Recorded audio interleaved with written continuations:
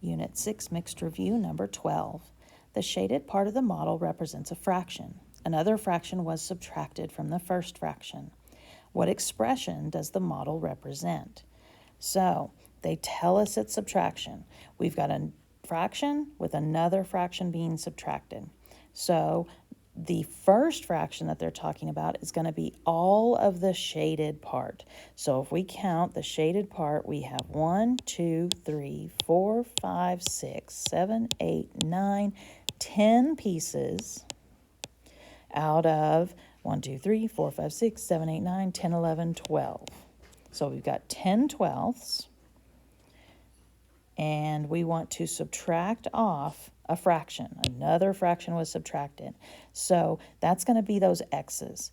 And there's a reason those x's are as big as they are. There's a reason that that's not 9 little x's. It's because they're trying to change the way that you look at this model.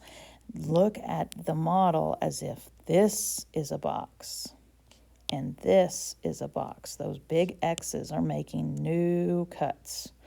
And so if you look at our new lines, this is now cut into fourths, and they are xing out 3 out of the 4.